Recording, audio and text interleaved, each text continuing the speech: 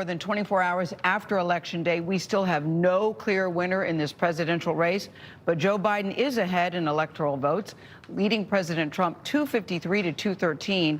We are paying special attention today to Nevada, Arizona, and Georgia. If he wins any two of those, he will get to 270. That's the numbers you know required for victory. Biden is also way ahead in the popular vote with more than, listen to this number, 71 million people. That's the most of any presidential candidate in history. We are also tracking different reactions from the candidates. President Trump is suggesting there has been fraud without any evidence, and he's also making legal challenges. By contrast, former Vice President Joe Biden is calling for patience.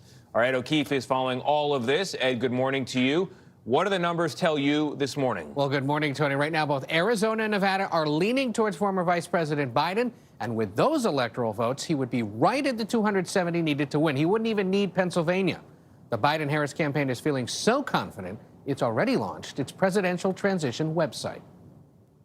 I'm not here to declare that we've won, but I am here to report when the count is finished, we believe we will be the winners. Speaking in Wilmington, Delaware, former Vice President Joe Biden said he believes he's on the verge of history. I'm very proud of our campaign.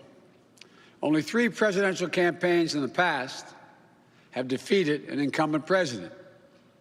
When it's finished, God willing, we'll be the 4th. Biden's chances of reaching 270 electoral votes dramatically improved with projected wins in Wisconsin and Michigan on Wednesday. And he delivered the same message he's been running on since he announced his candidacy.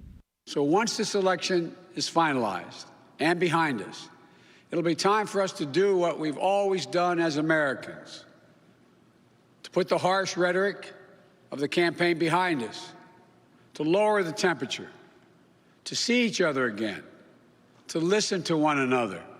But President Trump isn't backing down. While he had no public events on Wednesday, he took to Twitter to make multiple misleading and false statements. He claimed victories in Pennsylvania, Georgia, North Carolina, and Michigan. This, despite evidence to the contrary in Michigan and no official race calls yet in the other states.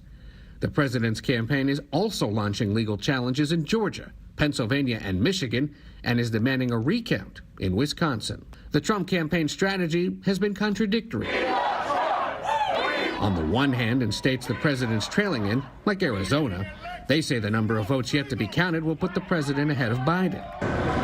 But in states where the president is ahead, like Pennsylvania, the campaign wants the votes to stop being counted. Mr. Trump dispatched his son and members of his legal team to the Keystone State on Wednesday, where more than 760,000 cast ballots have not yet been counted. It's not fair. This isn't democracy. Ultimately, they want the U.S. Supreme Court to stop Pennsylvania from counting mail-in ballots received by Friday, even if they were postmarked on Election Day. The High Court previously refused to do so. The dueling strategy by the Trump campaign is trickling down to the president's supporters.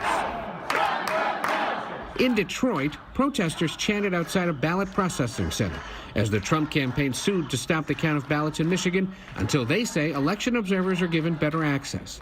But election officials say that challengers from both parties were already inside the room. In Georgia, the Trump campaign is suing to ensure votes by mail received after 7 p.m. on Election Day are not counted. The lawsuit alleges a Republican poll watcher witnessed a poll worker bring a stack of ballots from a back room and mix them with ballots to be counted. As with the rest of the legal challenges, however, there's been no evidence provided by the Trump campaign. So typically ballots are kept in other rooms before they are then processed, depending on state law. It's not unusual. Yeah. I mean, there's accusations here that sound like something that they are not. Sounds like it's nefarious. Yes, It is not. It's all going to be sorted out, and there are poll watchers from both parties observing. Most of these Secretary of State offices have bipartisanship built into them. Yep, that's People right. should know that. And this is a process we don't typically see because races aren't typically this close. Yeah. But counting does go on after Election Day. Yeah. Quite normally. That's Ed, right. Thank you.